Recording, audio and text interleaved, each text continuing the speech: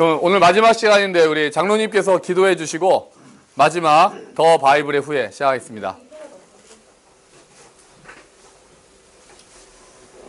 아버지 하나님, 우리로 하여금 함께 걷는 교회의 이름하에 모이게 하시고 서로 형제 자매로서 아름답게 하나님을 모시며 교제하고 있음을 감사드립니다. 아멘. 아버지 하나님, 이 공부 시간을 통해서 그 구약 시대의 흐름을 알며 또 하나님을 좀 더 깊이 알 수 있는 이 귀중한 시간에 우리를 마음을 쏟게 하시며 말씀을 전하실 목사님께도 주님의 은총이 항상 함께하기를 우리를 사랑하시는 예수님 이름 받들고 감사하며 기도합니다. 아멘. 네, 감사합니다. 자, 이제 우리가 10번째 더 바이블, 더 바이블 해야죠. 자, 내가 더 바이블에까지 했었죠. 자, 더 바이블의 후에 와. 이거 아무리 해도 어색해요, 그죠? 응답하라 더 바이블도 그러고 자, 딱딱 맞기도 어렵고 뭐 다음에 과연 제목이 뭘로 바뀔지가 궁금합니다. 그때는 뭘로 될지. 자, 오늘은 22페이지입니다. 여러분 가지고 계시는 책. 네, 22페이지고요. 크게 구약 성경이 3개의 토막으로 나뉘어 있었습니다. 처음에 역사서, 그 다음에 가운데 시가서, 제일 오른쪽에 선지서. 다 처음이라는 듯이 지금 1회부터 다시 해야 되는. 자, 왼쪽에 17개가 있었어요, 구약이. 왼쪽에 17개가 역사서, 가운데 5개가 시가서, 오른쪽에 17개가 역사서, 그리고 예언서, 선지서. 그래서 우리가 역사서를 오랜 시간 동안 걸쳐서 했고, 지난주에 시가서를 그냥 한 번에 끝냈습니다. 시가서의 키워드들, 욥기, 시편, 잠언, 전도, 아가서. 그리고 오늘부터 오늘까지 예언서를 그냥 할 거예요. 자, 그러면 예언서를 살펴보실 때 요거를 먼저 보십시오. 화면 한번 봐주세요. 자, 예언서에 이거는 이제 교재 없으니까 어디 적으셔도 됩니다. 예언서의 키워드인데 여기서의 예언이라고 할 때 우리가 예언을 어떻게 볼 것이냐에 대한 그게 있는데요. 우리는 예언이라고 그러면은 너는 앞으로 커서 뭐가 될 것이다. 너는 언제 이 집에 무슨 일이 일어날 것이다. 이런 걸 우리가 보통 예언이라고 생각하는데, 그래서 성경에서 말하는 예언은 어떤 미래에 일어날 일을 얘기한다기보다 하나님의 말씀을 전한다라는 의미로 예언이라고 합니다. 그래서 사실 예언이라는 말보다 요새 어떤 말을 많이 쓰냐면 대언이라는 말을 해요. 그러니까 자꾸 예언 이렇게 하니까 약간 점쟁이 같은 느낌으로 자꾸 하는 거예요. 교회에서도 뭐 예언한다 그러면 막 점쟁이 같은. 근데 그 선지자들이 하는 거는 너네가 그러니까 몇 년 몇 월 며칠에 이렇게 할 거라는 얘기를 한 사람도 있어요. 70년 뒤에 돌아올 것이다 이런 얘기를 한 사람도 있는데, 이 예언은 사실 바뀔 수도 있는 예언들인 거예요. 그 사이에 이스라엘이 어떻게 반응하냐에 따라서 연기될 수도 있고 이런 것들이거든요. 그러니까 날짜를 맞추거나 이런 게 중요한 게 아니었다는 거죠. 그 자세, 그 당시의 자세가 중요했던 거예요. 이게 요한계시록도 마찬가지예요. 우리는 자꾸 요한계시록을 보면서 미래에 어떻게 일어나느냐가 관심이 있고 뭐가 먼저냐, 전천년이냐, 후천년이냐, 백마의 의미는 뭐냐. 근데 그거보다 요한계시록을 받는 그 당시의 교회들의 입장에서는 어땠겠냐는 거예요. 그 당시의 교회 사람들은 어떤 상황이 있었어요? 핍박 가운데 있었거든요. 그러니까 그들에게 요한계시록은 이제 견뎌라. 너희가 힘들더라도 혹시 죽더라도 괜찮다. 이제 곧 예수님께서 오시고 그러면 새하늘과 새 땅이 완성될 것이라는 희망의 말씀을 주기 위해서 요한계시록이 주어진 거거든요. 악인들은 결국 멸망할 것이고 지금 핍박을 받는 너희들은 지금 당연히 핍박받고 힘들겠지만 새하늘과 새 땅이 완성되면 우리가 면류관을 다 가지고 하나님 앞에 서서 영광을 돌리는 그날이 올 것이다라는 희망을 주려고 쓴 책인 거예요. 그러니까 그 당시 사람들한테는 요한계시록이 너무 막 읽을 때마다 눈물이 나는 책이었을 거예요. 근데 우리는 보면은 좀 무섭죠. 어떻게 기적이 일어나고 심판이 일어나고, 그러니까 관심사가 달라요. 그래서 우리가 예언서를 볼 때도 미래에 무슨 일이라기보다 하나님이 당시 이스라엘에게 무엇을 말씀하고 싶으셨는가 그걸 보면 됩니다. 그래서 예언서의 키워드는 4개로 정리할 수가 있어요. 첫 번째 키워드는 뭐겠어요? 심판이에요. 그러니까 예언서를 보면 계속 반복되는 것들의 주제가 이겁니다. 하나가 심판. 그러니까 지금 예언자들이 나왔다는 거는 그 당시 사회가 좋다 나쁘다. 나쁘니까 나타난 거라고 그랬잖아요. 예언자들이 많이 나타나면. 그러니까 이미 기본적으로 하나님께서 하나님의 말씀을 전해주시는 통로는 제사장하고 왕하고 이런 사람들이 있었어요. 그러니까 그 사람들이 하나님의 말씀을 잘 가르치고 하나님의 뜻대로 공의와 정의를 행하고 있었으면 굳이 예언자라는 비상사태가 비대위가 일어날 리가 없었다고요. 지금 뭐 새누리당이니 더민주당이니 문제만 생기면 만드는 게 뭐예요? 비상대책위원회잖아요. 그래서 더민주당도 어쨌든 그 비상대책위원회 만들어서 김종인 대표를 하는 바람에 어쨌든 또 좀 이렇게 반전해가지고 이번에 많이 됐잖아요. 그러니까 비상대책위원장이 온 거거든요. 그러니까 어떻게 보면 예언자들은 비상대책위원장으로 하나님이 자꾸 보내시는 거예요. 가만히 놔뒀더니 안 돼서 빨리 구해야 되겠는데 말을 기존 시스템이 제대로 작동 안 하니까 야 니네 좀 잠깐 물러나 있어라. 당권을 잠깐 내려놓고 비대위를 내가 보내마. 그래서 자꾸 오는 사람들인데 그래서 그 사람들이 얘기하는 건 이러다가 우리 당 망합니다. 그렇게 하잖아요. 그 사람들이 오는 이유는 구원투수죠. 구원투수. 이러다가 하나님이 심판하십니다. 지금 문제 있습니다. 지금 이 나라 제대로 안 돌아갑니다. 심판하십니다. 그래서 이 주제가 심판이라는 주제가 많이 나와요. 그러면 심판이라는 주제가 많이 나오니까 다음에 뭐가 많이 나올까요? 심판에 연결되면 뭐가 많이 나올까요? 그러니까 어떻게 해야 된다? 회개. 맞아요. 회개하라는 얘기가 많이 나오는 거예요. 이제 예언서는. 야, 이 심판 받아야 너 이러다가 심판 받아. 그러니까 회개하라는 얘기가 계속 나오는 거예요.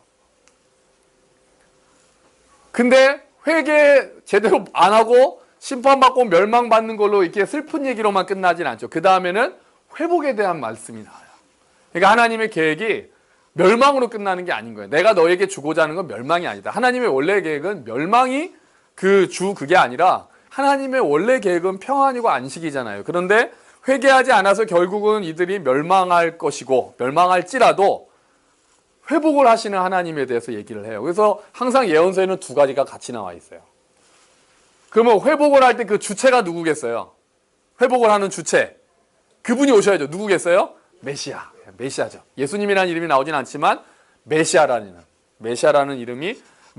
이름으로 올 사람을 기다려라 이거죠. 회복을 이룰 사람. 그 요 네 가지가 키워드예요.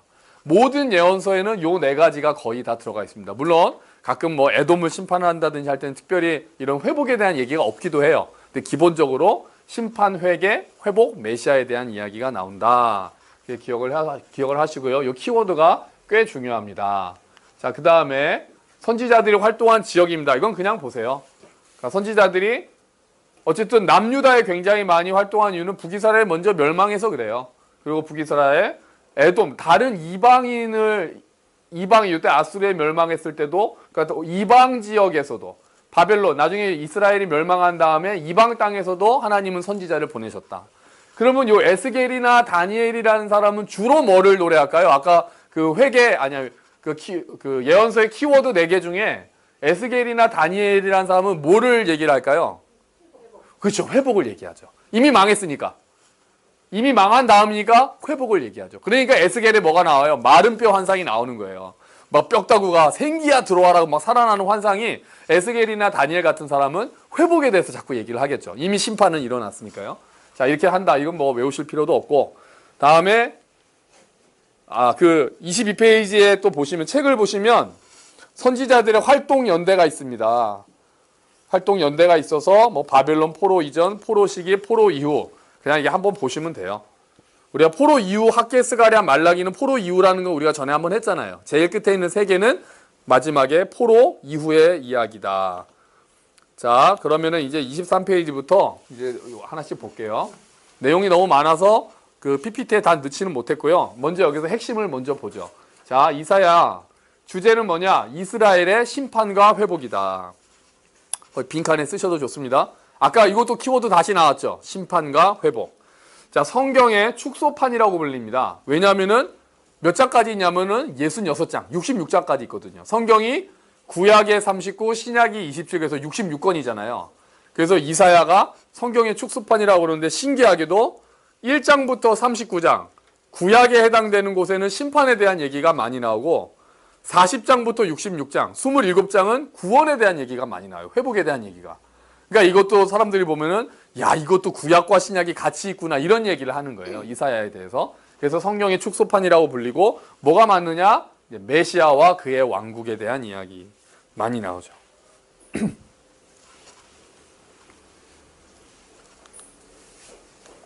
자, 그러면 우리 그 책을 보시면 이 책에 나온 나머지는 유명한 구절들을 제가 적어 놓은 겁니다. 그냥 우리 하나씩 읽어볼까요? 자, 시작. 보라, 처녀가 잉태하여 아들을 낳을 것이요 그의 이름을 임마누엘이라 하리라. 이새줄기에서 싹이 나며 그의 위에 여호와의 영이 강림하시리니 공의로 그의 허리띠를 삼으며 그때의 이리가 어린 양과 함께 살며. 그러니까 요게 다 예수님에 대한 얘기잖아요. 임마누엘, 이새줄기에서 싹이 난다. 그 다음에는요, 외치는 자의 소리여 이르되 광야에서 여호와의 길을 예비하라. 누구겠어요? 세례 요한이죠. 세례 요한. 자, 그 다음에 기니까 제가 할게요. 그는 고운 모양도 없고 풍채도 없은즉 우리가 보기에 흠모할 만한 아름다운 것이 없도다. 그는 멸시를 받아 버림받았으며 그는 실로 우리의 질고를 지고 우리의 슬픔을 당하였거늘 우리는 생각하기를 그는 징벌을 맞아 하나님께 맞으며 고난을 당한다 하였노라. 그가 찔림은 우리의 허물 때문이요 그가 상함은 우리의 죄악 때문이라. 그가 징계를 받음으로 우리는 평안을 누리고 그가 채찍에 맞음으로 우리는 나음을 받았도다. 우리는 다 양 같아서 그릇 행하여 각기 제 길로 가거늘 여호와께서는 우리 모두의 죄악을 그에게 담당시키셨도다. 그 유명한 고난주간마다 읽는 예수님에 대한 고난의 얘기도 이사야서에 나온다. 메시아에 대한 얘기가 굉장히 많이 나오는 거죠. 그리고 여기는 안 적었는데요. 하나 더. 이리와 어린 양이 함께하고 그 얘기죠. 독사굴에 어린이가 손 넣어도 괜찮고 사자와 어린 양이 뛰어놀고 막 그런 얘기를 하는 것도 이사야서예요. 그의 왕국이니까. 메시아의 왕국은 어떨 것이다. 자, 요게 이사야입니다. 다음 예레미야. 예레미야의 주제는 유다의 멸망과 귀환이죠. 이것도 멸망도 있고 귀환도 있죠. 예언서 하나 안에 멸망, 회복이 같이 들어있는 거예요. 별명이 뭡니까? 무슨 선지자? 네, 눈물의 선지자. 너무 많이 울어서 눈물의 선지자. 그림도 눈물이 있잖아요. 그러니까 멸망을 본 사람이니까, 나라가 멸망할 때니까 그만큼 슬프겠죠. 고생도 많이 합니다. 애굽 편에 서지 말고 바벨론에 항복하라고 계속 권면을 하고요. 연대기가 너무 복잡해서 사실은 좀 어렵죠. 그래서 예레미야에도 보시면 너희를 향한 나의 생각을 내가 하나니 평안이요 재앙이 아니니라. 너희에게 미래와 희망을 주는 것이니라. 내게 부르짖으며 내게 와서 기도하면 내가 너희들의 기도를 들을 것이요 너희가 온 마음으로 나를 구하면 나를 찾을 것이요 나를 만나리라. 아멘. 아멘. 멸망을 하더라도 나를 찾아라. 그러면 또 나중에 회복된다 하면은 내가 나의 법을 그들의 속에 두며 그들을 마음에 기록해서 나는 그들의 하나님이 되고 그들은 내 백성이 될 것이라. 그 전에는 나의 법이 밖에 있었던 거예요. 율법이. 근데 이제 그때가 되면은 내가 밥을 먹여주겠다. 법을 마음에 새겨주겠다. 그래서 우리가 신비에 새겨달라 이런 말이 여기서 나오는 거예요. 마음을 우리 마음에 법을. 그래서 성령님이 오시는 거죠. 그 다음 거 같이 읽어보죠. 자, 너는 내게 부르짖으라. 내가 내게 응답하겠고 내가 알지 못하는 크고 은밀한 일을 내게 보이리라. 아멘. 그게 333 기도입니다. 이게 333 기도. 33장 3절. 이 유명한 이야기. 예레미야. 그래도 슬픈 사람이죠. 그래서 슬퍼서 책을 하나 더 씁니다. 예레미야 애가 눈물이 바다가 됐어요. 자, 주제는 유다의 멸망에 대한 통곡. 그러니까 얼마나 슬펐겠어요. 나라가 멸망하니까. 옛날 누구죠? 장지연. 시일야 방성 대곡이라는 글을 써가지고 문제가 됐었잖아요. 국사에서. 그런 경우죠. 자, 예레미야 슬픈 사람이고요. 다음에 에스겔. 자, 에스겔은 유다의 멸망과 또 회복을 얘기하는데 특별히 에스겔에서 강조하는 회복은 뭐의 회복일까요? 성전의 회복입니다. 성전의 회복. 그래서 에스겔서는 나중에 성전 환상이 나옵니다. 많이 나와요. 자, 이 사람은 유다가 망하기 직전 바벨론 2차 포로 때 잡혀갔던 사람이고 좀 어렵습니다. 에스겔서가 읽기가 어렵고요. 인자라는 말을 쓰는데 나중에 예수님의 친구, 그래서 예수님이 자기를 인자라고 말하잖아요. 너희가 인자를 이렇게 말할 때 인자가 이 에스겔서와 다니엘서에 나온 인자를 갖다 쓰시는 거예요. 그냥 사람의 아들 그런 개념이 아니라 그 사람의 아들. 다니엘서와 에스겔에서 예언한 그 인자다라는 의미로 하시는 말씀이 많은 거죠. 자, 그래서 유명한 말씀은 새 영을 너희 속에 두고 새 마음을, 이것도 많이 듣지 않았어요? 새 영을 이제 어디에 둔다고요? 너희 속에. 아까 비슷했잖아요. 아까도 내 법을 너희 속에. 마찬가지인 거예요. 똑같이 이제 은혜 시대에는 밖에 있는 법 이거 지켜라 지켜라 지켜라 이런 율법이 아니라 우리 마음에 그 법을 새겨주시고 지킬 수 있는 능력을 우리 안에 주신다. 이게 복음인 거예요. 이게 은혜고 이게 복음이에요. 그러니까 이거 지켜라. 이거 지키면 너 칭찬해. 안 지키면 멸망이야. 근데 문제는 우리가 능력이 없다는 거죠. 그래서 은혜는 이제 그거를 지킬 수 있는 능력도 우리에게 주신다는 거예요. 그 마음을 아예 우리의 마음을 바꿔주신다는 거예요. 자, 그렇게 되고요. 다음에 마른 뼈 환상, 거의 그림에 있죠. 그래서 막 뼈다고 막 사람으로 만들어지고 성전 환상, 그리고 강물 환상, 강물이 막 점점 불어나서 나중에는 막 움직이지도 못하는 정도의 그 성령의 강물, 이런 환상이 에스겔서에 계속해서 나옵니다. 다음에 다니엘. 다니엘서는요, 주제는 하나님이 세계를 통치하신다. 이게 큰 주제입니다. 다니엘서 하면 우리가 맨날 사자굴 생각하고 그러는데 그게 큰 주제는 아니에요. 하나님이 다스리신다. 어디까지? 전 세계, 이방까지.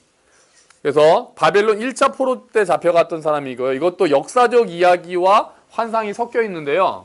특히 유명한 환상이, 그러니까 우리는 다니엘서에서 사자를 주로 생각하지만 그거보다는 환상이 유명하고, 그 환상이 뭐냐 하면은 바로 이거죠. 여기 한번 보시죠. 자, 요 환상이에요. 느부갓네살 왕이 꿈 꿨을 때 이런 환상이 일어납니다. 이 환상은 뭐였냐면은 머리는 금이요.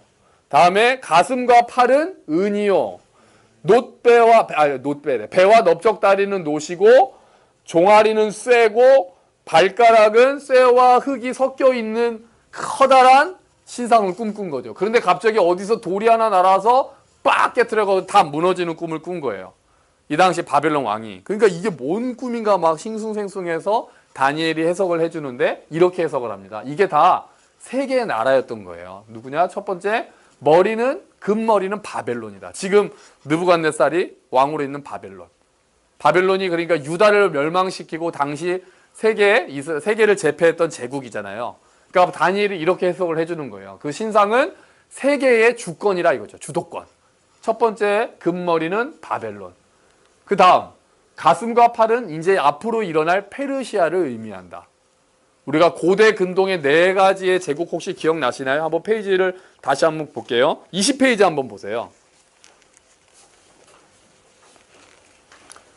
20페이지 저 위에 보시면 고대 근동 왕조에 대해서 얘기를 하잖아요. 그러면 그 그림에 보시면 아수르가 있고, 아수르가 망하고 바벨론이 망하고는 페르시아, 그 다음에 누구요? 헬라, 그 다음에 로마가 오잖아요. 그러니까 이거를 예언하고 있는 거예요. 그래서 바벨론, 페르시아. 그럼 그 다음에 있는 그 놋배는 뭐겠어요? 헬라죠, 헬라, 그리스. 그러니까 내려올수록. 그러면 종아리가 쇠는 누구겠어요? 로마가 되는 거예요, 로마. 종아리가 쇠였거든요. 그러니까 여기 순서대로 가요. 그러니까 머리는 바벨론이고, 가슴, 팔은 페르시아고, 그 넓적다리, 놋으로 만든 건 헬라, 쇠는 로마. 그럼 마지막에 발가락은 쇠하고 흙으로 섞여 있다고 그랬거든요. 그래서 뭐로 부르냐, 이거를 로마 후기의 동맹국들로 봐요. 로마 제국과 연합한 동맹국들. 그래서 느슨한 연합체. 쇠와 흙이 섞여 있으니까. 그런데 중요한 거는 여기 뭐가 나타난다고요? 돌이 나타난다고요, 돌. 이게 돌이 개역개정에는 손대지 아니한 돌이라고 번역을 했거든요. 약간 아쉬워요. 왜냐하면 옛날 개역 성경에는 뭐라고 번역했는지 기억하시나요? 3글자였어요. 맞아요. 쓰세요. 뜨인 돌. 공중에 뜬다 할 때 뜨인 돌. 옛날에 그렇게 번역했어요. 뜨인 돌이 나타나서. 그러니까 이게 공중에 둥둥 떠 있는데 손대지 않고 공중에 둥둥 뜬 돌이 이걸 다 부셔버린다는 거는, 그 뜨인 돌이 뭐냐면은 하나님의 나라인 거예요. 그러니까 세계는 바벨론, 페르시아, 헬라, 로마 이런 식으로 막 해서 가겠지만, 이런 자기네들이 잘났고 거대한 신상이지만 하나님의 나라가 공중에서 나타나서 그것들을 다 무너뜨리고 결국 하나님의 나라를 세워간다. 그래서 다니엘서의 주제는 하나님이 통치하신다는 거죠. 그러니까 우리가 지금으로 따지면은 머리는 뭐 미국이고, 뭐 은은 뭔가요? 그럼 중국인가요 이제? 중국으로 넘어가나요? 그럼 나중에는 대한민국이 오겠네요. 그러니까 세계의 주권은 계속해서 바뀌잖아요. 한때는 독일이었고 한때는 소련이었고 그렇지만 결국은 손대지 아니한 돌, 뜨인 돌이 나타나서 다 부시고 하나님의 나라를 완성할 것이다 라는 걸 보여주는 게 다니엘서예요. 이게 주제입니다. 다니엘서 사자 뭐 뜻을 정해서 공부 잘하면 총리가 된다 이런 게 주제가 아니에요. 다니엘서의 주제는 하나님이 통치하신다. 굉장히 통이 큰 이야기입니다. 다니엘서는요. 이게 얼마나 이 당시 포로였던 사람들한테는 얼마나 희망이 됐겠습니까? 자기는 지금 포로로 잡혀왔잖아요. 근데 다니엘이라는 선지자가 이런 얘기를 딱 하는 거죠. 눈으로 보이는 제국이 중요하지 않고 결국 하나님의 나라가 다 쓰러뜨릴 것이다. 어쩌면 이 예언에 따라서 예수님이 오신 거죠. 자, 다음에 호세아. 호세아는 자, 주제는 음란한 이스라엘과 하나님의 사랑, 신실한 사랑 뭡니까? 헤세드.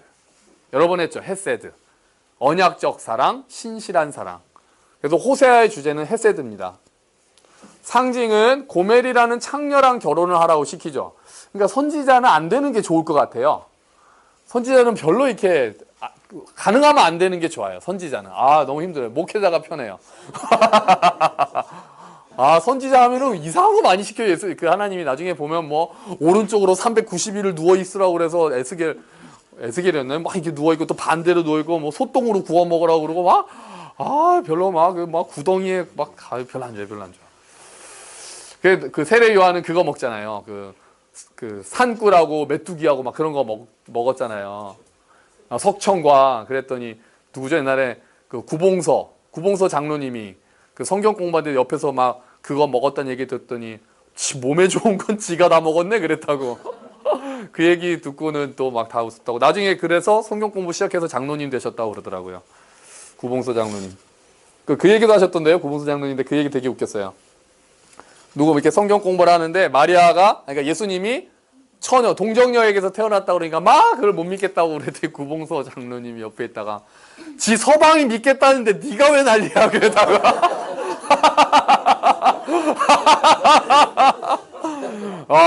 진짜 참 대단한 그거는 진짜 성령의 지혜인가?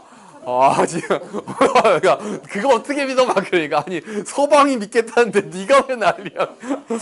야, 이게 유머 감각인지 성령의 지혜인지 정말 대단해요, 그죠? 자, 호세아는 그래서 헤세드죠. 자, 그래서 밑에 말씀을 보면 오라 우리가 여호와께로 돌아가자. 여호와께서 우리를 찢으셨으나 도로 낫게 하실 것이요. 그러니까 음란한 이스라엘이라는 얘기는 그러니까 계속해서 하나님을 배신하고 이스라엘은 떠나지만 하나님은 계속해서 기다리신다는 것입니다. 그러므로 우리가 여호와를 알자. 힘써 여호와를 알자.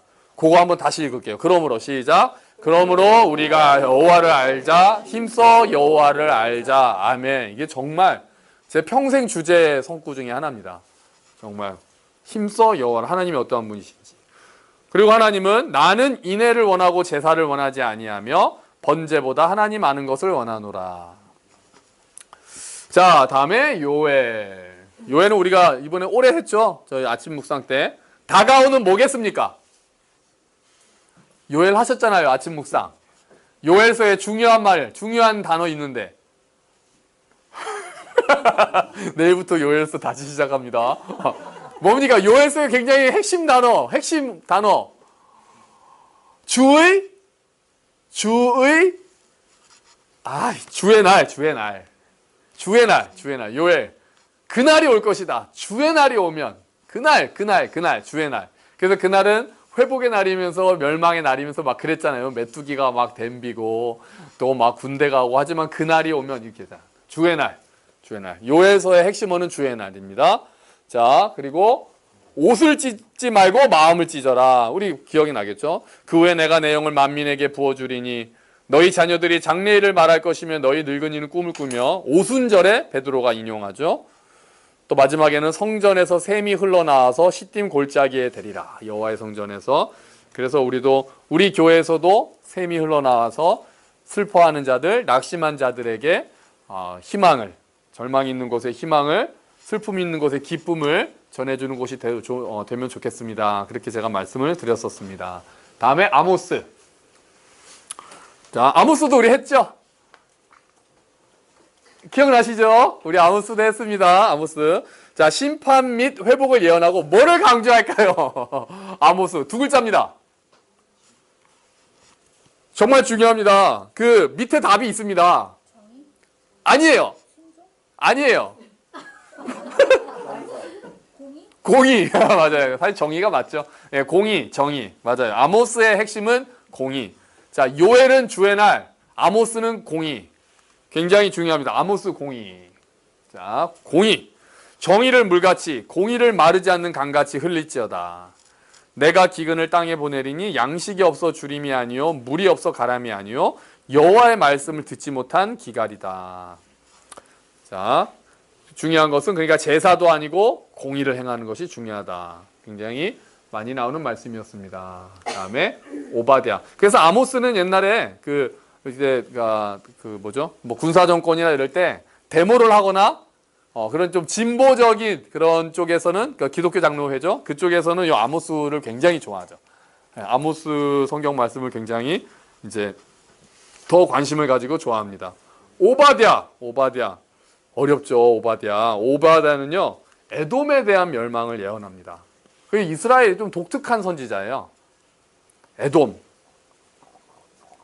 그 에돔을 왜 심판하느냐?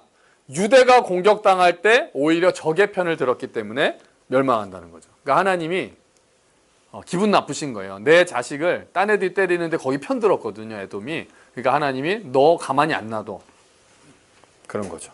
그 밑에 있는 말씀처럼 내가 내 형제 야곱에게 행한 포악으로 말미암아 부끄러움을 당하고 영원히 멸절되리라. 굉장히 화를 많이 내셨습니다. 다음에 요나. 자, 요나는 주제 하나님은 어디까지 사랑하신다? 이방인까지. 맞습니다. 이방인까지 사랑하신다. 이방까지 사랑하신다. 그래서 어디로 보내셨죠? 요나를? 니느웨로 가서 회개를 선포해라 그랬는데 요나가 도망갑니다. 다시스로 도망가려고 합니다. 왜요? 요나가 도망간 이유는 이방인이 구원받는 게 싫어서였습니다. 그러니까 니느웨에 가서 전도하다가 이게 아니라 딱 그런 거죠. 그러니까 하나님이 분명히 내가 가서 회개하라 그러면 얘네들이 회개할 거고 그러면 하나님이 용서할 거가 뻔히 보이는 거예요. 요나가 볼 때는 그게 싫은 거예요. 구원받는 게 싫어. 쟤네는 혼나야 돼. 북한이 구원받는 거 싫어. 일본이 구원받는 거 싫어. 쟤네는 좀 혼나야 돼. 이런 마음처럼 더 심했죠. 아스루. 거기에 대해서는 요나가 쟤네는 좀 맞아도 싸. 그래서 일부러 안 간 거예요. 저는 전도를 안 하려고. 쟤네는 다 지옥 가야 되니까. 그러니까 하나님이 물고기에 삼키고 보내면서 막 거기는 왜? 나는 걔네들까지 사랑한다. 이거 그 당시에 그러니까 유대인들이 우리는 선택받은 백성이니까 하나님의 자녀고 쟤네들은 다 멸망할 거야라는 편협한 민족 의식을 교정해 주는 책이에요. 요나서는. 그러니까 우리가 한계를 두면 안 돼요. 우리가 가끔 우리도 그러잖아요. 저 사람은 좀 혼 좀 나야 돼. 이렇게 생각하는 사람 많잖아요. 우리도. 그런데 그렇게 한계를 두었다가 어쩌면 우리도 하나님한테 요나꼴이 될 수도 있어요. 하나님이 그 사람도 사랑하든 나도 그 사람 나는 그 사람도 사랑한다. 그 우리가 억울할 수가 있잖아요. 만약에 나를 굉장히 괴롭히는 사람이 있다고 봐요. 그럼 나는 그 사람 용서하고 싶지 않거든요. 혼나야 돼, 그 사람은. 내가 억울하고. 근데 어쩌면 하나님은 얘야, 나는 그 사람도 사랑한다. 그러면 우리가 얼마나 당황스럽겠어요. 나한테 지금 굉장히 해코지한 사람을 하나님이 그도 내가 사랑한다 그러면 우리도 생각해 보세요. 너 그 사람한테 가서 복음을 전해라. 주님 저는 별로. 그런데 하나님이 나는 그 사람도 사랑한다. 딱 그 딜레마에 빠진 거죠. 그러니까 이게 우리가 요나 너무 마음이 좁아라고 꼭 말할 수가 없는 게 저 같아도 그럴 수 있거든요. 그러니까 우리가 뭐 아주 심한 거를 진짜 제가 다음에 소개할 책이지만 용서에 대한 책 보면은 자기 자식을 살인한 사람, 자기 부락을 다 불태워 죽인 사람 이런 사람들을 용서하는 얘기들이 있어요. 그러니까 거의 우리로서는 저로서는 꿈도 꿀 수 없는. 그런데 이런 마음이 하나님께서 이런 마음을 품게 하실 수도 있다는 거죠. 그러니까 요나는 끝까지 반항합니다. 이 마지막에 요나서가 재밌는 게 그래서 마지막에 요나가 그렇게 하죠. 요나는 심판 이렇게 멸망하고 딱 가서 멸망하는 거 구경하려고 올라가잖아요. 이렇게 망하는 거 보고 싶어가지고. 그랬는데 하필이면 또 안 망했네요. 진짜 하나님 용서하셨네. 하나님한테 짜증내죠. 내가 이럴 줄 알았습니다. 요 말이 있어요. 내가 이럴 줄 알았다고. 하나님이 이럴 줄 알았다고요. 그 말이 너무 웃겨요. 이럴 줄 알았습니다. 하나님은 노하기를 더디하시는 분이시니까요. 이 말 막 약간 빈정대면서요, 느낌이. 그랬더니 하나님이 이제 아주 더운데 막 풀립하나, 이게 박넝쿨이라고 말을 하죠. 막 갑자기 그늘이 생기니까 뜨겁다가 그늘이 생기니까 너무 좋았어요. 근데 그 다음날 하나님이 말라 죽여요. 그러니까 막 짜증내. 더워 죽겠네. 막. 차라리 죽이세요. 그러니까, 야, 너 박넝쿨 그렇게 너한테 좋았냐? 그러니까, 당연하죠. 그러니까 얘기하죠. 야, 너는 하룻밤 있다가 시들어버리는 넝쿨도 그렇게 아끼는데, 저 니느웨 성에는 멸망할지도 모르는 10만에 가까운 사람들과 짐승들이 있는데 내가 걔네를 아끼는 건 당연하지 않냐? 하나님의 질문으로 끝나요. 요나의 대답이 없습니다. 열린 결말. 과연 요나는 어떻게 됐을까요? 회개했을까요? 하나님의 그런 마음을 저는 몰랐군요. 죄송합니다 했을까요? 그러면 그건 하나님이나 그러시죠. 저는 모르겠습니다. 그랬을까요? 모릅니다. 그냥 그렇게 끝나요. 그렇다게 끝나는 이야기는 우리한테 묻는 거예요. 너희는 어떤 마음을 갖고 있느냐? 너희한테 괴롭힌 그 사람, 나는 용서하고 싶고 나는 사랑하고 싶은데 너는 그걸 받아들일 수 있겠냐라고 나한테 물어보는 거라고요. 그 책은. 그때 우리는 과연 하나님한테 뭐라고 대답할 것인가? 생각을 많이 하게 하죠. 쉽게 우리가 네 하나님 저도 그 사람 사랑할게요 말 못하거든요. 쉽게 저도 용서할게요 말 못하거든요. 얼마나 어렵겠어요. 그런 것들을 의도하는 책인 거죠.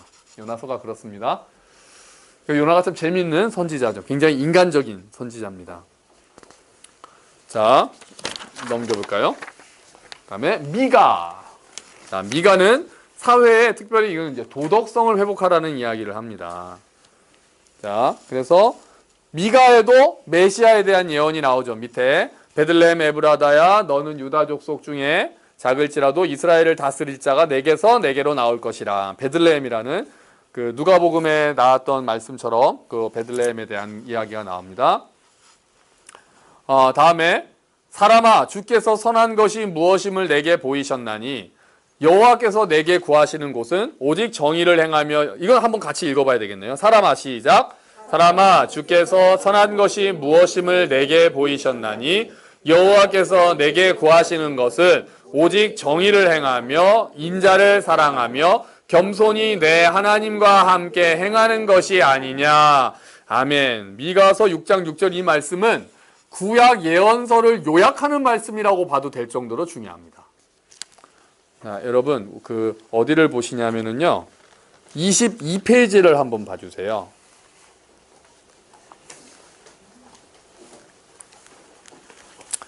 22페이지에 보시면 선지자들의 활동 연대 밑에를 보시면은요. 네? 거기 그 분열 왕국 시대 바벨론 포로 이전에 있는 그 사람들 한번 읽어 보실래요? 하나씩 시작. 오바댜, 요엘, 요나. 다음에 자 보세요. 아모스, 호세아, 미가, 이사야니까 요 사람들은 거의 비슷할 때 이랬던 그 활동했던 사람들이거든요. 그럼 여기다가 손가락을 끼워 넣으시고 4명 기억하세요. 아모스, 호세아, 미가, 이사야. 다시 미가서로 오시면 오직 정의를 행하며. 누가 생각나시나요? 정의. 아모스.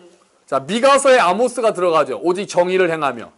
방금 6장 6절에 미가서 6장 6절에 사람아 주께서 선한 것이 무엇임을 내게 보이셨나니 여호와께서 내게 구하시는 것은 오직 정의를 행하면은 아모스의 주제죠.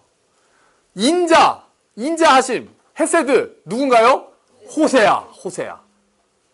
네, 호세아니까 헤세드죠. 호세아니까 헤세드가 되죠. 인자를 사랑하는. 겸손히 하나님과 행하는 것은 이사야입니다. 그러니까 미가서 요 6장 6절에 같은 시대에 활동을 했던 아모스, 호세아, 이사야가 하는 이야기들이 결집되어 있다고까지 보는 거예요.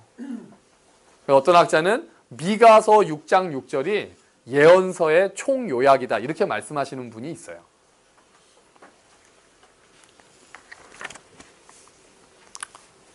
참 우리는 잘 몰랐던 사람인데 그죠? 미가? 누구지? 마태, 마가, 미가? 마가 누가 미가? 마가 누가 미가인가요? 잘 몰랐던 사람들이 이렇게 중요한 말을 했더라고요. 자, 미가서. 자, 다음에 나훔. 나훔.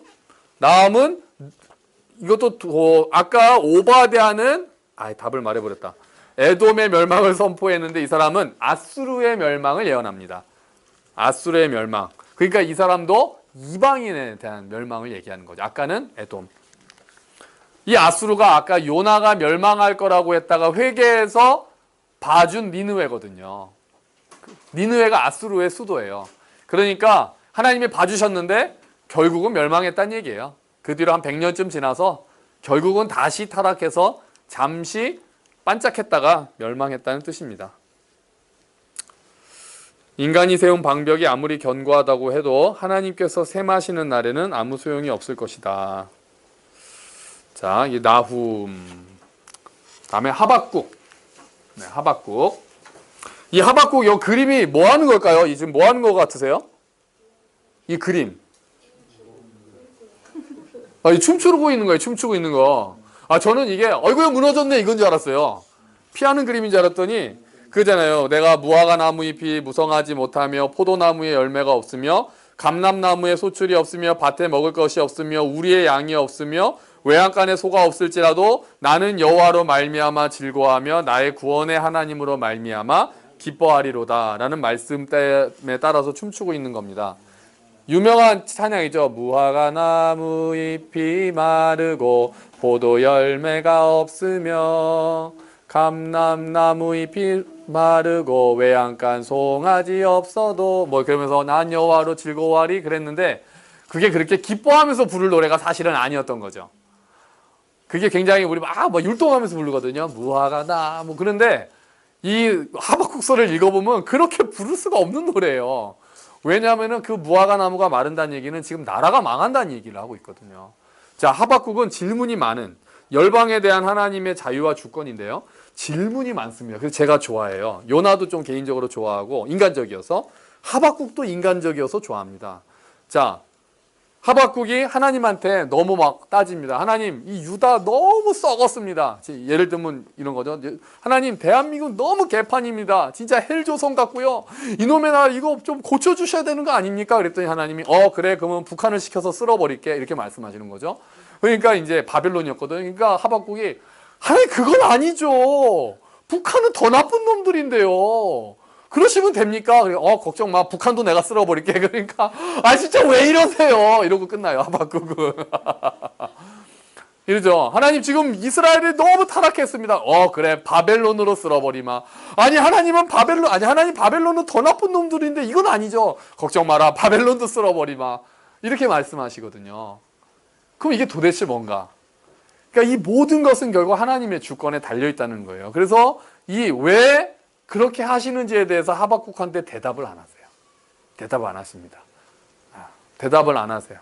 이 묵시를 전하라 이렇게만 말씀하세요. 그런데 하박국이 깨달아요. 결국 구원은 믿음으로 말미암아 의인은 믿음으로 말미암아 살리라. 그래서 결국은 구원은 하나님께만 달려 있구나. 그렇게 깨닫고 나서 무화과 나무 잎이 마르고 포도나무 아무것도 없어도 나는 구원의 하나님으로 인해 기뻐하겠다. 그래서 저는 여기서 하박국의 춤은 막 기타 치면서 딩가딩가가 아니라 저는 약간 막 울면서 웃으면서 슬퍼하면서 추는 춤이고 그러면서 부르는 찬양이라는 거예요. 예를 들면 우리한테 이런 거잖아요. 너 내가 송명이신 가진 재물 없으나 나 가진 재물 없으나 나 남이 가진 지식 없으나 나 남에게 있는 건강 있지 않으나 나 남이 없는 것 있으니. 그래서 공평하신 하나님이 나 남이 없는 걸 주셨다면서 찬양하잖아요. 근데 우리가 그렇게 할 수 있냐고요. 우리가 가지고 있는 건강, 재물, 자녀 만약에 하나님이 데려가시는데도 찬양할 수 있겠냐고요. 그럴 수 있는 사람이 과연 저부터 해서 얼마나 되겠습니까? 하박국은 지금 그런 상황에 몰려 있는 거예요. 그럼 막 따져요. 하나님 왜 이렇게 악한 일같이 보이는 거 하십니까? 하나님은 너는 그것까지는 이유를 알 수 없다는 거예요. 대답을 안 하시거든요. 욥한테 대답 안 하셨던 하나님이 하박국한테도 대답을 안 하세요. 그건 내 주권이야. 그 모든 열방은 하나님의 뜻으로 하는 거야. 너는 이해할 수 없어. 그러니까 논리로 따질 수 있는 일이 아니다. 너의 깜냥으로, 너의 그 용량으로는 이해할 수 없는 일들이란다라고 하나님께서 말씀하시고 하박국은 거기서 문제가 해결되지 않았는데도 믿음으로 반응한 거예요. 그럼 내가 모든 게 다 빼앗겨도 여호와로 인해서 내가 기뻐하겠습니다라고 이를 악물고 의지하며 그 의지로 고백을 하는 거예요. 그러니까 굉장히 사실은 복잡한 노래죠. 그 마지막 노래가요. 하박국이 그렇습니다. 따질 때는 굉장히 막 신랄하게 따져서 굉장히 좋은데 결국은 이렇게 되겠구나 싶어요. 저도 막 따지고 싶고 이해 안 되는 일이 너무 많지만 그래도 그 하나님의 주권에 맡길 수밖에 없는 일들이 많잖아요. 우리가 이해할 수 없는 것들 너무 많잖아요. 이해할 수 없는 악들. 하나님 계시다면 이런 일이 왜 일어납니까? 그렇게 여쭤보고 싶으면 너무 많잖아요. 이런 어이없는 일? 왜 악한 사람은 이렇게 잘 되고 선한 사람이 저 힘없는 애들이 가습기 사건 보세요. 그 갓난 애기들 엄마 손에 죽은 거 아니에요. 그게 그 평생 그게 내 손으로 내 아이를 죽인 것 같은 일이 이런 일이 걔가 무슨 잘못을 했다고 그런 일이 끔찍한 일이 일어납니까? 근데 하나님께 여쭤본다고 대답 안 하시잖아요. 알 수 없는 정말 알 수 없는 영역인 거죠. 우리가 그렇다고 우리는 그럼 어떻게 반응할 것이냐? 거기서 우리가 결국은 그래도 하나님의 주권을 믿고 하나님을 앞에서 결국 겸손하게 나의 한계, 인간의 한계, 이 세상의 악함을 인정하고 엎드릴 것이냐를 물어보는 책인 거죠. 하박국서입니다. 스바냐. 자, 스바냐는 주제, 주의 날에 임할 심판과 구원. 그리고 중요한 게 누가 구원을 받을 것이다? 남은 자. 스바냐의 핵심어는 남은 자입니다. 자, 호세아의 그 핵심어는 헤세드, 인자. 아모스는 공의. 요엘서는 주의 날. 스바냐 하면은 남은 자. 자, 이거 밑에 있는 거 우리 한번 찬양 불러보죠. 아시죠? 너의 하나님 여호와가 너의 가운데 계시니 그는 구원을 베푸실 전능자시라. 그가 너로 인하여 기쁨을 이기지 못하시며 너를 잠잠히 사랑하시며 즐거이 부르며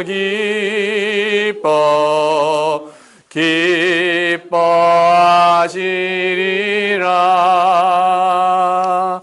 아멘. 거의 그대로 다 넣었죠. 말씀 그대로. 예, 좋은 찬양이에요. 그런 찬양이 참 좋은 찬양이에요. 스바냐서 굉장히 우리에게 힘을 주는 말씀입니다. 여러분이 남은 자입니다. 네, 여러분이 남은 자예요. 이 세상에서 여러분이 남은 자입니다. 다음에 학계는 우리 예언서 할 때 했었어. 예언서래요. 역사서 할 때 했습니다. 뭐를 건축하라? 성전을 건축하라. 자, 누구를 도왔습니까? 스룹바벨을 도와서 자, 그 1차 기환, 2차 기환, 3차 기환을 했었어요. 그래서 1차 기환 때 스룹바벨이 와서 성전을 건축하고 2차 기환 때 느헤미야가 3차 기한 때 느헤미야가 오죠. 에스라가 오죠. 2차 기한 때 에스라가 와서 율법을 선포하고 3차 기한 때 느헤미야가 와서 성벽을 건축하고 자, 그렇습니다. 그러니까 요 가운데서 두 팔을 벌리고 있는 사람이 스룹바벨인 것 같아요. 그리고 한쪽에 있는 사람이 학계. 오른쪽인지 왼쪽인지 또 한쪽에 있는 사람은 그 밑에 있는 스가랴. 성전 건축에 대한 막 힘을 주는 사람이죠. 스가랴. 그러니까 같이 일했던 사람이죠. 학계와 스가랴는 동시에 일했습니다. 성전을 건축하라. 그리고 메시아를 또 기대하게 합니다. 메시아. 자, 만군의 여호와께서 말씀하시되 이는 힘으로 내지 아니하며 능력으로 되지 아니하며 오직 나의 영으로 되느니라. 그리고 메시아에 대한 예언이 있죠. 겸손하여서 그는 공의로우시며 구원을 베푸시며 겸손하여서 나귀를 타시나니 나귀의 작은 것 곧 나귀 새끼니라. 이 말씀을 이루시려고 예수님이 예루살렘으로 들어오실 때 일부러 나귀를 타고 들어오시는 거죠. 이 말씀을 이루시기 위해서. 스가랴에 있었던 말씀입니다. 마지막 선지자 말라기. 말라기는 민족의 타락과 하나님의 약속. 그러니까 민족은 결국 타락했습니다. 포로에서 돌아왔는데도 또 타락하기 시작했어요. 성전도 짓고 성벽도 지었는데 다시 타락합니다. 그러니까 다시 이제 이게 그때 포로에서 돌아온 게 끝이 아니구나. 그날이 올 것이구나. 그러면서 이제는 신약 시대로 넘어가는 역할을 하는 사람이 말락입니다. 구약의 마지막 선지자입니다. 그리고 세례 요한을 예언하죠. 우리가 보라 내가 내 사자를 보내리니 그가 내 앞에서 길을 준비할 것이요. 그러니까 내 사자가 누굽니까? 요한이죠. 세례 요한.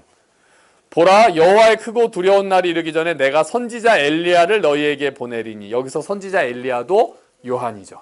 그러니까 말라기서에서 세례 요한을 예언을 합니다. 그래서 이 예언에 따라서 세례 요한이 와서 예수님을 준비하는 역할을 하죠. 자, 이렇게 해서 선지서 17권을 단칼에 끝냈습니다. 그 어려운 선지서를. 선지서의 키워드 4개만 기억하시죠? 처음에 심판, 두 번째 회개, 그리고 회복, 마지막에 메시아. 네, 그렇게 합니다. 자, 이제 총정리. 자, 이제 여기만 보세요. 자, 우리 핵심 총정리 한번 해봅시다.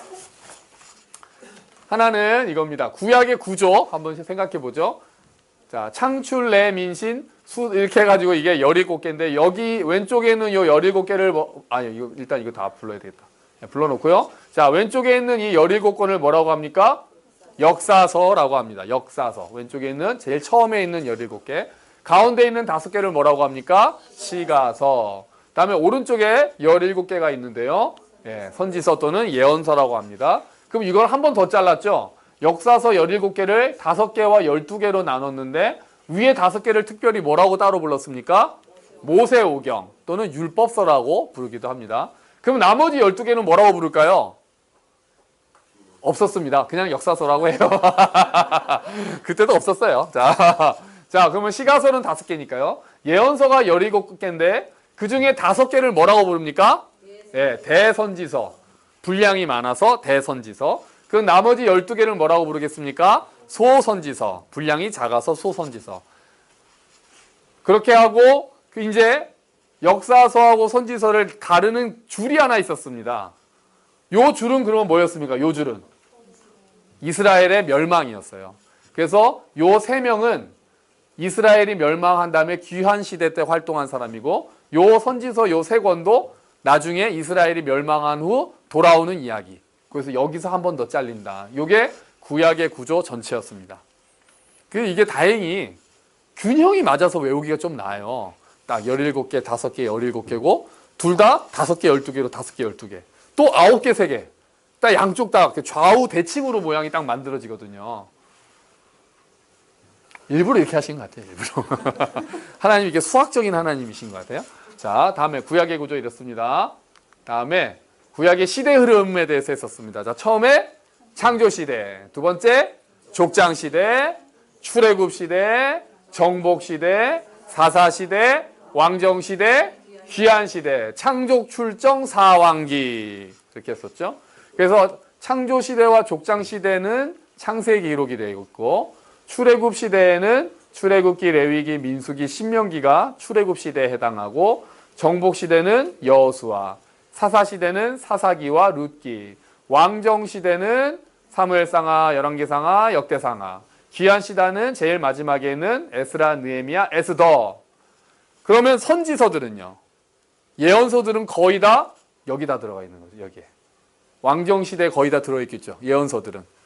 왜냐하면 멸망할 때 그때니까요. 물론 귀환시대에 있었던 예언서도 있지만 아까 학개, 스가랴, 말라기는 여기에 해당이 되겠죠. 근데 나머지는 다 여기에 있다. 이렇게 보시면 되겠습니다. 구약의 시대 흐름. 그리고 아마 이게 자, 역사서 지도로 총정리를 했었습니다. 역사서. 자, 창세기. 자, 여기에 갈대아 우르지방, 그러니까 에덴 동산이 이쯤에 있지 않았을까 이제 생각을 하면서 처음에서 자, 창세기, 창조 시대의 4가지 사건, 창조, 타락, 홍수, 바벨탑. 또 다 까보셨네. 자, 같이 창조, 타락, 홍수, 바벨탑. 그래서 4개. 창세기는 4개의 사건과 다음에 4명의 족장. 누굽니까? 아브라함, 이삭, 야곱, 요셉. 창세기가 4와 4로 된다고 그랬잖아요. 자, 그래서 4개의 사건이 일어나고 창조, 타락, 홍수, 바벨탑 하고 아브라함 갑니다. 첫 번째 족장. 아브라함이 페르시아에서 출발해서 쫙 한참 걸어서 메소포타미아 하란까지 와서 아브라함이 넘어가죠. 가나안으로 내려옵니다. 그래서 이 안에서 아브라함, 이삭, 야곱 넘어갔다가 요셉을 통해서 야곱이 마지막에는 애굽까지 옴으로써 창세기가 끝나고요. 자, 애굽에서 요셉이 죽고 나서 오랜 기간 동안 400년가량 이스라엘 백성이 포로로 잡혀 있다가 노예로 잡혀 있다가 모세의 인도로 탈출합니다. 홍해를 건너서 일단 시내산까지 오는 얘기가 출애굽기. 그리고 시내산에서 하나님께서 법을 알려주시죠. 그래서 막 성막은 이렇게 짓고 또 뭐 그 법을 알려주시는 그 법에 대한 이야기가 레위기. 이렇게 해라, 제사는 이렇게 드려라, 절기는 이런 절기를 지켜라, 이런 얘기를 다 레위기에서 합니다. 그리고 나서 다시 출발하는 게 민수기인데 한 방에 들어가지 못하고 가데스 바냐에서 하나님을 시험했다가 불순종하고 결국은 벌을 받아서 뱅글뱅글 광야를 방황합니다. 뱅글뱅글 도는 이야기가 민수기. 그래서 민수기 마지막에는 이제 요단강 오른쪽 모압 평야에 멈춤으로써 민수기가 끝나고요. 신명기로 넘어가면은 모세가 마지막 여기에서 백성들한테 우리 이러한 일이 있었지, 너네 거기 가면 앞으로 이렇게 해야 된다라는 설교를 합니다. 회상하는 설교와 다짐을 받는 설교를 하고 모세는 죽죠. 그래서 신명기. 자, 신명기가 끝나고 여호수아서로 가면서 요단강을 건너서 먼저 가운데를 정복하고, 가운데에 있었던 처음에 정복했던 그 성의 이름은 여리고, 그리고 나서 남쪽으로 내려가서 달아 멈춰라, 해야 멈춰라 하는 이야기, 남쪽으로 내려가서 정복하고 북쪽으로 가서 정복하고 나서 뭐 합니까? 땅을 분배하는 이야기, 여호수아서. 그 다음에 사사시대는 공포가 아니죠. 뭐죠? 슬픔이었나요? 어쨌든 악순환이 계속 일어나는데요. 사사시대의 악순환은 처음에 평안하면은 금방 배교하죠. 불순종. 그러면은 심판. 그러면은 부르짖고 회개. 부르짖으니까 구원해 주시고. 그리고 다시 평안. 그러면 또 불순종, 심판, 회개, 구원, 평안. 이런 게 계속 사이클이 도는데 사사를 통해서 구원하시기 때문에 사사기. 계속 이렇게 반복해서 슬픈 이야기가 이루어집니다. 하지만 슬픈 가운데서도 아름다운 사랑의 이야기를 예비하고 계셨으니 바로 룻기. 자, 그리고 여기에서 이제 넘어갑니다. 사무엘상에서는 뭐냐면은 여기까지는 아직 통일왕국. 하나님께서 이제 그 이스라엘 백성들의 말을 듣고 왕을 세워주시죠. 첫 번째 왕은 누굽니까? 사울. 두 번째 왕은 누구요? 다윗. 여기까지가 사무엘상. 그러니까 사울 왕까지죠. 이제 사무엘 하로 넘어가서 사무엘 하에서는 이제 다윗으로 넘어가죠. 왕권이 사울에서 다윗으로 넘어갑니다. 그러다가 열왕기상으로 가면서 열왕기상으로 가서는 드디어 남쪽과 북쪽으로 이제 나뉘게 되죠. 그래서 북이스라엘과 남유다로 쪼개지고 북이스라엘은 아수르에게 멸망하고 남유다는 바벨론에게 멸망해서 포로로 잡혀가는 이야기. 여기가 열왕기상하, 역대상하에 나오고요. 바벨론에서 이제 귀환하는 이야기. 포로에서 돌아와서 다시 성전을 짓고 성벽을 짓고 율법을 반포하는 이야기가 에스라, 느헤미야서다. 그리고 그때 에스더는 여기서 그때 그 페르시아의 중심부에서 유대인을 구원하는 하나님을 찬양했다. 이게 이스라엘 전체 역사서의 요약이었습니다. 기억하시는 맞아라는 얼굴이신 거죠? 지금 여러분의 얼굴이 그런 거죠? 뭔 소린가가 아니시죠? 설마 뭔 소리지가 아니라 맞아 그랬지. 이 엄청난 그림이라니까요. 이거는 정말 대단한 그림이에요. 자, 그리고 나서 우리가 이제 시가서를 했었죠. 시가서 키워드가 있었습니다. 욥기의 키워드는 고난이었습니다. 고난. 우리가 알 수 없는 고난. 시편은 찬양이었고요. 잠언은 뭐였습니까? 지혜. 전도서는요? 허무. 허무. 아가는 사랑. 이렇게 해서 우리가 시가서까지 하고요. 오늘 예언서의 키워드 심판, 회개, 회복, 메시아. 이렇게 해서 선지서가 끝났습니다. 우와! 자, 그러면 여러분 마지막 31페이지에 성경은 흐른다.